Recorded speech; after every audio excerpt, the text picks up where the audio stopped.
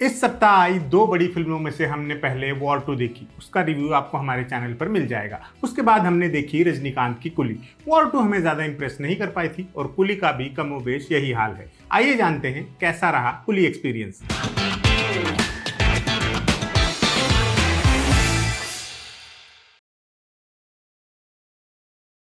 Film शुरू होती है एक डॉकयार्ड से, जहां हम देखते हैं कि साइमन नाम के स्मगलर और उसके दाहिने हाथ दयाल का आतंक है। इसी जगह राजशेखर नाम के एक व्यक्ति की संदिग्ध हालात में डेथ हो जाती है और उसकी बेटियों की फिक्र करता राजशेखर का 30 साल पुराना दोस्त देवा सीन में आता है। जल्द ही पहला राज खुलता है कि राजशेखर की डेथ नेचुरल नहीं है बल्कि मर्डर है।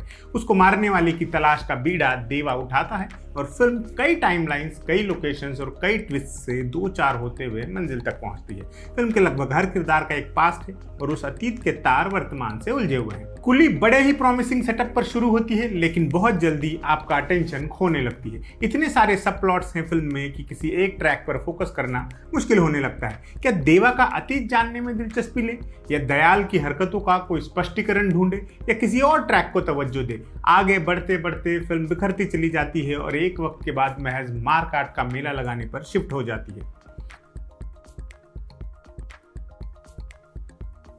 फिल्म की पॉजिटिव चीजों की बात करें तो सबसे पहले दिग्गज कलाकारों की एक्टिंग का ही नंबर लगेगा और इसमें भी पहला नंबर पाएगी सौबिन शाहिर की परफॉर्मेंस। उन्होंने दयाल के रोल में कमाल का काम किया है। वो डराते हैं, कंफ्यूज करते हैं और इस बात की प्रदर्शनी लगाते हैं कि रॉ एक्टिंग क्या चीज होती है। रजनीकांत का स्क्रीन प्रेजेंस हमेशा की तरह दमदार है। वो 75 साल की उम्र में भी बड़े आराम से अपना स्वैग कैरी कर रहे हैं। उनके काम में खोट निकालना अमूमन मुश्किल ही होता है। नागार्जुन ने भी बहुत अच्छी परफॉर्मेंस दी है। एक सनकी क्रूर स्मगलर कम गैंगस्टर उन्होंने बेहद एफर्टलेसली पेश किया।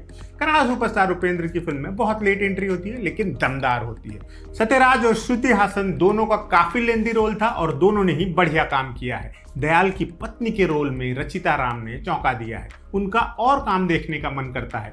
एक्ट्रेस में सबसे कमजोर कड़ी आमिर खान का कैमियो ही है। उसकी ना तो कोई जरूरत लगती है, ना ही वो कन्विंसिंग लगता है। जबरन जोड़ा हुआ टुकड़ा मालूम पड़ता है। अच्छाई के खाते में फिल्म का म्यूजिक और बीजीएम भी डाला जा सकता है। मोनी का गाना बेहतरीन है ही और उसमें सौबिन का डांस ऊपर से ऊपर। बीजीएम कई जगह बेहद शानदार लगता है और एक्शन सीन्स को एलिवेट करता है। कुछ एक एक्शन सीन्स भी बढ़िया ढंग से कोरियोग्राफ हुए हैं।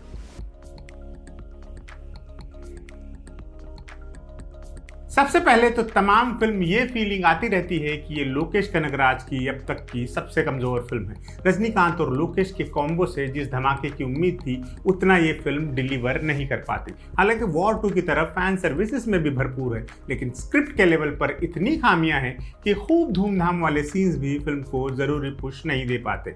फर्स्ट हाफ में तो फिल्म स्लो भी है काफी, क्लाइमैक्स भी काफी डिसअपॉइंटिंग है। फिल्म आखिर तक ये तय नहीं कर पाती कि उसका कोर प्लॉट क्या है। क्या ये एक रिवेंज थ्रिलर है, या किसी स्मगलर के सिंडिकेट को आम लोगों द्वारा तबाह करने की कहानी है, या कुलियों के एक बहुत पुराने गिरोह का रिडेम्पशन है। सब कुछ मिक्स और बिखरा हुआ सा है। फिल्म में अलग अलग कुछ ऐसे सीक्वेंसेस जरूर है जो इम्पैक्ट छोड़ते हैं, लेकिन समग्रता में फिल्म मात खा जाती है। कई जगह तो चीजों को ठीक से एक्सप्लेन भी नहीं किया गया है। किसी गद्दार का कवर ब्लो होने की वजहों पर कोई बात नहीं होती, बस बॉस इंटेलिजेंट है तो पकड़ लिया।